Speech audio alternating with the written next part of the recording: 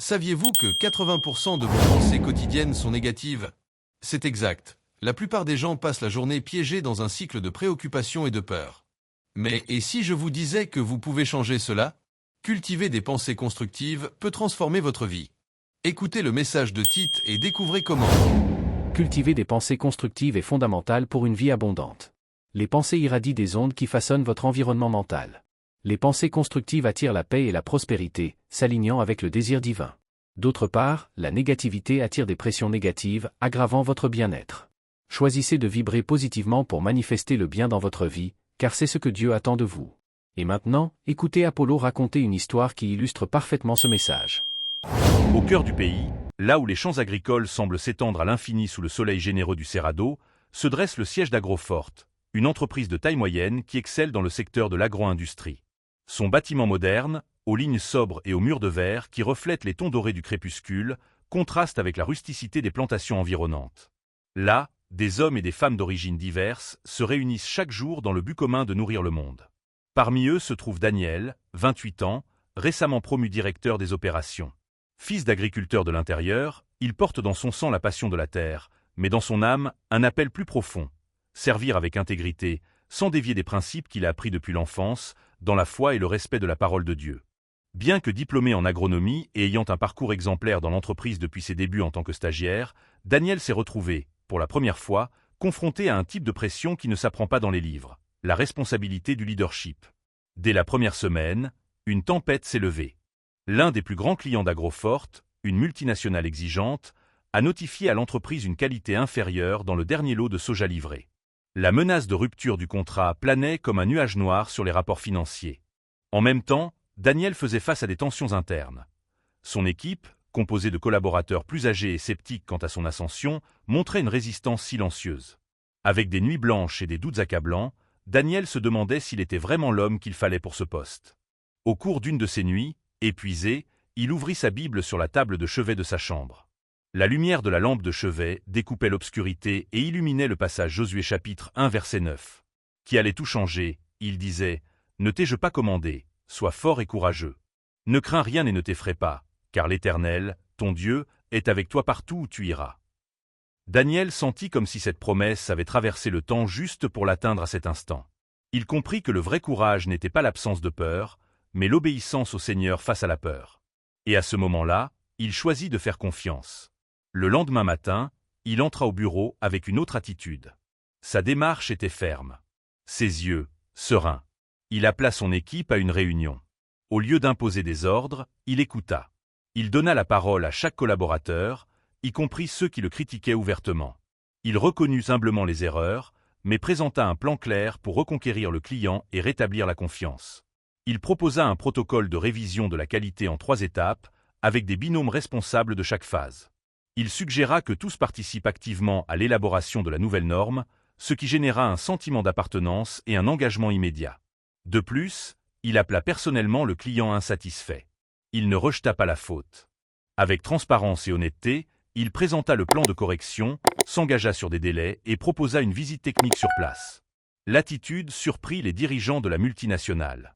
En moins de 2 semaines, le client retrouva confiance et, en plus de maintenir le contrat, augmenta le volume d'achat pour la prochaine récolte. En interne, les vents tournèrent également. Daniel institua un « moment de la semence », des rencontres bimensuelles de 15 minutes où chaque collaborateur était encouragé à partager une idée simple, mais innovante, pour le quotidien de l'entreprise. La proposition naquit de sa lecture personnelle des proverbes, où la sagesse est décrite comme un champ fertile. Le résultat fut surprenant. De petites idées générèrent de grands changements.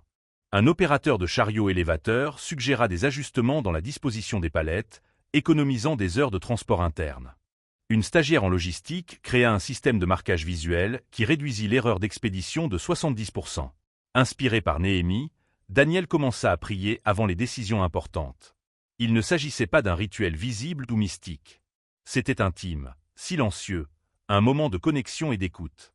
Cela le rendait plus centré, moins impulsif. Son équipe le remarqua. Un technicien de terrain, appelé pour une petite réunion, commenta « Daniel ne parle pas très fort, mais on sort toujours des conversations avec l'envie de faire mieux. » Mais les épreuves ne cessèrent pas. Un semestre plus tard, Agroforte fut frappé par une crise généralisée. Les prix des matières premières s'effondrèrent et la trésorerie se resserra. La haute direction suggéra des coupes dans la masse salariale. Daniel, de nouveau sous pression, fut appelé à présenter un plan. Licencié, c'était la voie logique. Mais pas la plus humaine et pas souhaitable pour Daniel. Il se retira en prière pendant un week-end. Il demanda du discernement.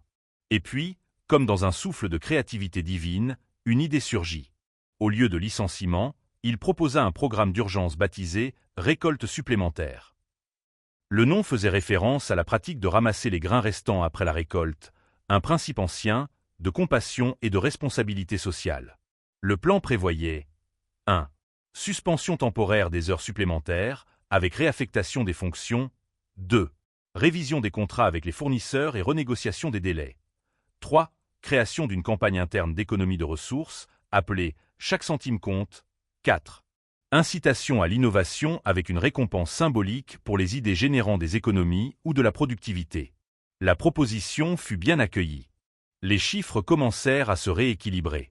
Les RH signalèrent une augmentation de l'engagement envers le plan. Un tableau dans la cafétéria enregistrait chaque semaine les récoltes internes. Litres de carburant économisés, erreurs évitées, sourires distribués. Lorsque la crise passa, Daniel fut appelé par la présidence de l'entreprise. Vous avez dirigé avec ténacité et compassion. Vous avez sauvé des emplois et nous avez montré une nouvelle façon de mener les affaires. Daniel savait, cependant, que tout était grâce à Dieu. Il avait simplement obéi. Obéi à la parole, à l'impulsion de la foi, au sens de la justice et à l'engagement envers le bien collectif. À la fin de la journée, il regardait par la fenêtre de son bureau le coucher de soleil teinter les champs d'orange et d'or. Et en silence, il remerciait. Car là, dans le monde de l'entreprise, il avait appris qu'il n'y a pas de séparation entre le sacré et le professionnel. Quand on sert avec un but, tout devient un sol fertile. Continuez à regarder pour découvrir, en écoutant ce que Tite a trouvé dans la parole de Dieu pour fonder cette histoire inspirante. Le désir intime de Daniel est de correspondre au Seigneur. Il aspire à s'exprimer avec sagesse, à être écouté et vu par ses pairs et par son équipe de manière à ce qu'ils comprennent ses intentions et ses objectifs. Il cherche toujours à acquérir confiance dans ces 3 passages. Le premier est Josué chapitre 1 verset 9. Ne t'ai-je pas commandé, sois fort et courageux? Ne crains rien et ne t'effraie pas, car l'Éternel, ton Dieu, est avec toi partout où tu iras. Ce passage est un puissant rappel que nous ne sommes pas seuls dans nos luttes.